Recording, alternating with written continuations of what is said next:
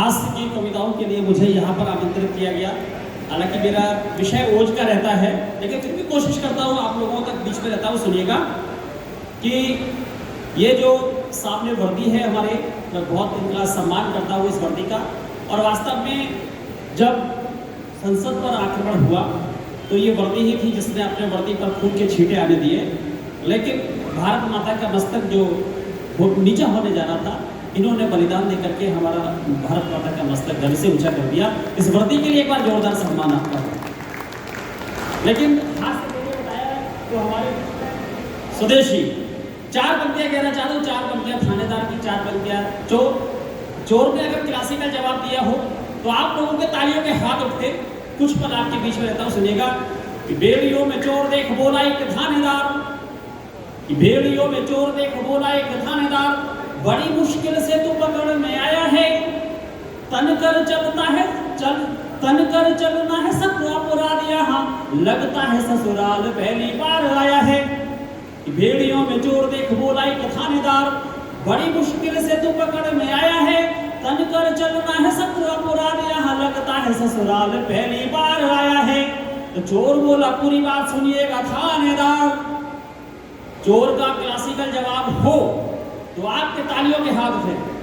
चोर बोला पूरी बात सुनिएगा थानेदार, चोर बोला पूरी बात सुनिएगा थानेदार, बंदा यह ससुराल कई बार आया है, आया जिस बार यहाँ मिलता था कोई और, पहली बार चोर को तो साला मिल पाया है।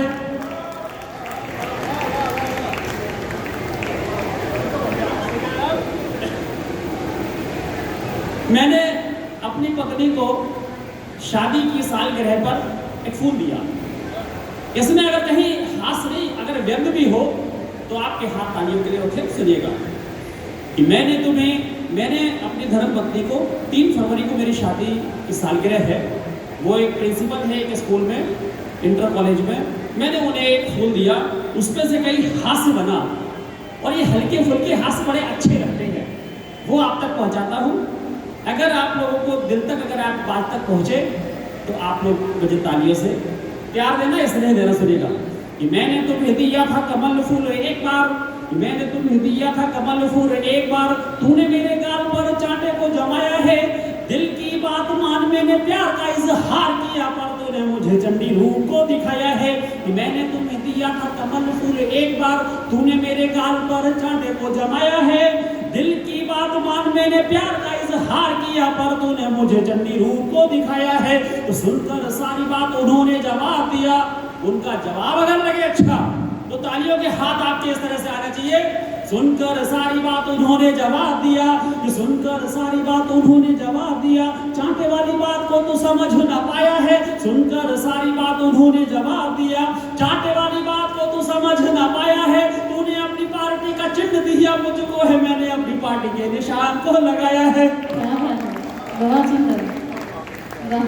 मेरठ के लोग बड़े होशियार होते हैं साहब, और 1 साल तक मकान मालिक का किराया नहीं दिया। मेरठ का ही था साहब, अच्छा। दिल्ली में रहता है। और जब 4 पंक्तियां किराएदार की और 4 पंक्तियां जो मकान मालिक है, किराएदार की अगर पंक्तियां आपको अच्छी लगे तो सुनिएगा, आप स्नेह दीजिएगा, सुनिएगा कि 1 साल बाद बोला मालिक मकान वाला, 1 साल बाद बोला मालिक मकान वाला, हाउस रेंट मेरा आप जल्दी से चुकाइए। 1 साल बाद बोला मालिक मकान वाला, हाउस रेंट मेरा आप जल्दी से चुकाइए, काफी बनती है भाई रेंट की रकम मेरी, आधी आप दीजिएगा आधी भूल जाइए। 1 साल बाद बोला मालिक मकान वाला, हाउस रेंट मेरा आप जल्दी से चुकाइए, काफी बनती है भाई रेंट की रकम मेरी, आधी आप दीजिएगा आधी भूल जाइए। अब मेरठ का जो किराएदार था, जो दिल्ली में रहता है, क्लासिकल जवाब अगर उसका हो तो उसके लिए आप लोगों के तालियों के हाथ इसलिए खुले कि यहाँ के लोग बड़े इंटेलिजेंट होते हैं। सुनिएगा कि बढ़िया सा ऑफर देख बोले हुए हैं भाई साहब, कि बढ़िया सा ऑफर देख बोले हुए हैं भाई साहब, 16 दूनी 8 आप मुझे ना पढ़ाइए, बढ़िया सा ऑफर देख बोले हुए हैं भाई साहब, 16 दूनी 8 आप मुझे ना पढ़ाइए, ऑफर में बात आप कीजिए समानता की, आधी बोले हम आधी आप भूल जाइए। आधी क्या है? और एक सासू माँ बैठी हुई है और बीच में जो है बहू, और पति जो सोचता है कि बहू सोचती है कि पति मेरे कंट्रोल में है और सासू माँ सोचती है कि बेटा मेरे कंट्रोल में है। तो वो सुनिएगा, 4 पंक्तियां कहकर के अपनी वाणी को विराम देता हूँ, सुनिएगा। जी स्वागत। ताश के पत्ते खेले जा रहे हैं, इशारे इशारे में बात होती है। उन इशारे में क्या बात होती है सुनिएगा। कि पता नहीं चलता है गेम ये है खेल कर, कि पता नहीं चलता है गेम ये है खेल कर, कब हुई सुबह और कब हुई शाम है। कि पता नहीं चलता है गेम ये है खेल कर, कब हुई सुबह और कब हुई शाम है। दहला हुक्म का है बहू रानी मेरे पास, जीत मेरी होगी क्योंकि सासू मेरा नाम है। तो बहू बोली सुनिएगा, बहू का क्लासिकल जवाब हो, तालियां आप दीजिए। बहू बोली सुनिएगा प्यारी प्यारी सासू मोरी, कि बहू बोली सुनिएगा प्यारी प्यारी सासू मोरी, आपको हराना मेरी चुटकी का काम है। बहू बोली सुनिएगा प्यारी प्यारी सासू मोरी, आपको हराना मेरी चुटकी का काम है। दहला हुक्म का है कहती हैं आप से, मेरे लिए मम्मी वही चिड़ी का गुलाम है, मेरे लिए मम्मी वही चिड़ी का गुलाम। और बहुत बहुत आपसे इन पंक्तियों के साथ विदाई लेना चाहता हूँ। हमारे पास और भी यहाँ पर कवि है, मैं शुभम त्यागी जी को आमंत्रित करना चाहता हूँ। डॉक्टर शुभम त्यागी जी बहुत सुंदर संचालन कर रही हैं, आरजी कॉलेज में प्रोफेसर हैं। इसकी अतिरिक्त भाषा संस्थान से इन्हें सम्मान प्राप्त हुआ है भारत सरकार की ओर से।